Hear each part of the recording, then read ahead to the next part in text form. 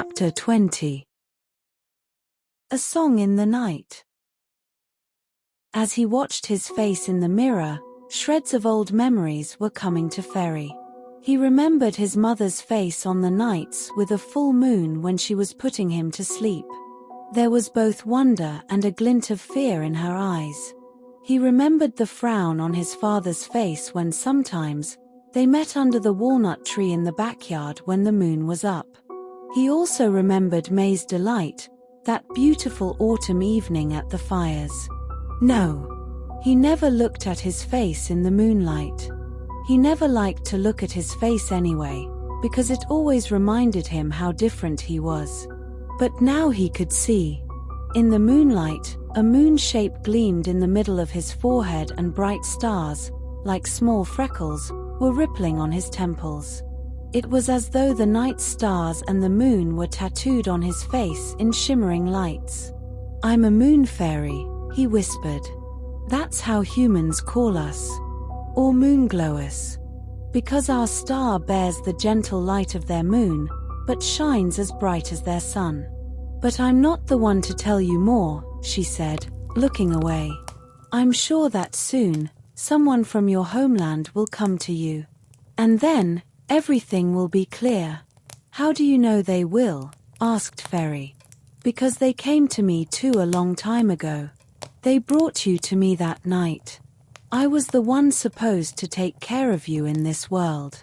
But I just couldn't care about anything or anyone. James was long gone, and my children were lost.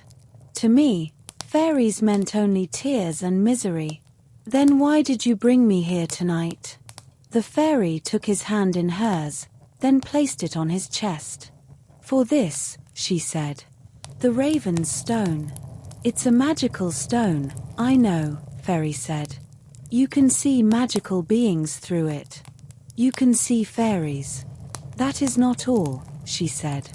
"It is much more powerful than that. It can show you the future too." She motioned to him to follow her into the garden, which was now lit like in the daytime. She led him to the round fountain in the middle. Only now he noticed what a strange fountain that was. It was made of marble, with strange beings encrusted in the old, moss-coated stone. The same beings Ferry kept seeing on almost all the objects in Lavender Sky's house. In the middle of the fountain, an odd structure was rising, made of once white stone, just as beautifully crafted as the basin.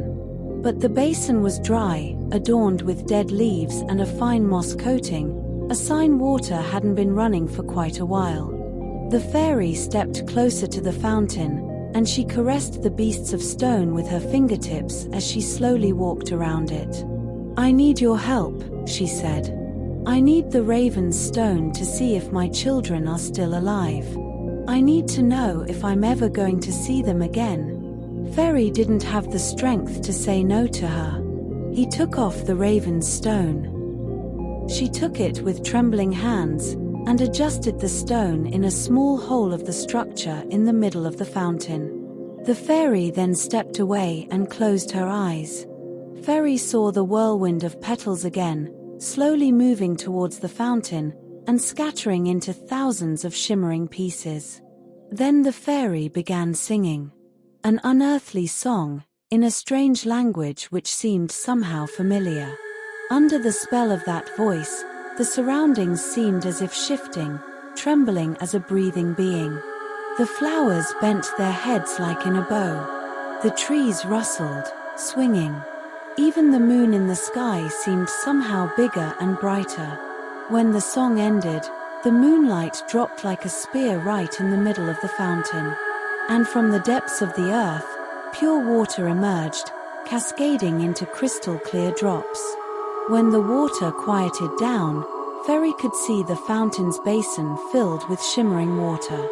The fairy removed the raven's stone and looked through it at the trembling water. It shivered, casting beams of light around. She then took away the stone from her eyes and pressed it to her heart. She just stood there, her eyes closed and a smile on her lips. "Thank you," she whispered. Thank you for giving hope to a lost soul." She gave him the stone back and slowly headed towards the cottage. "Are you coming? It's getting cold." Around them, everything slowly turned back to normal. Ferry was feeling tired, exhausted even.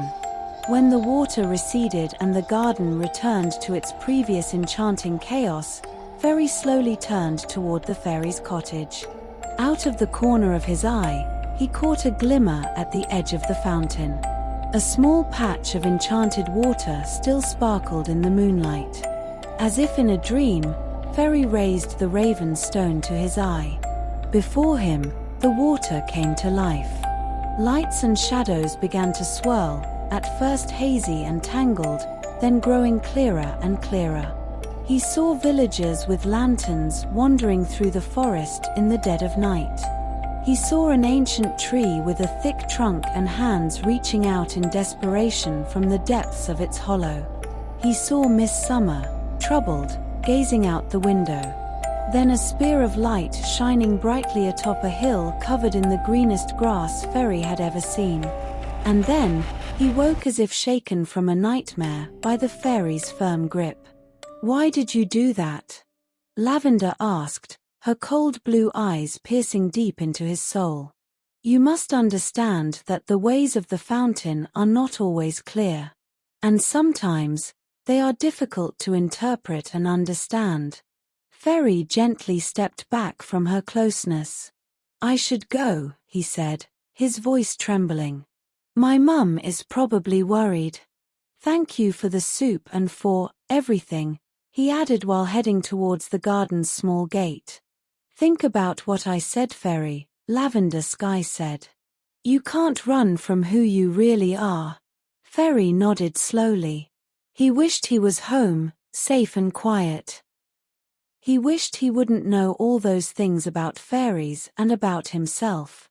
He saw her standing motionless, watching him, in the middle of her beloved garden, now filled with whispers and rustling. It was way past his bedtime when he arrived.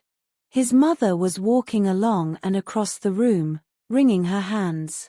Luckily, it was a Friday night, and on Fridays, his father used to spend a few hours at the tavern, having a drink or two. "Ferry, I've been so worried," Eileen said the moment she saw him. "Where have you been? You won't get away with this one young lad," she added, trying to sound harsh. Ferry didn't say a word. Instead, he cuddled at her chest, burying his face in her apron which smelled like butter biscuits. "I love you, Mum," he whispered. Eileen frowned, taken aback by his embrace. She couldn't scold him anymore, let alone punish him. So she gently pressed her cheek against his soft hair.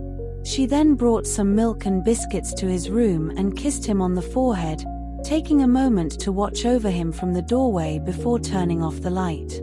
"Good night, sweetheart." Ferry only wanted to sleep. The fairy and her garden, the sparkles and the fountain seemed far away now, fading with every breath he took. "Good night, Mum."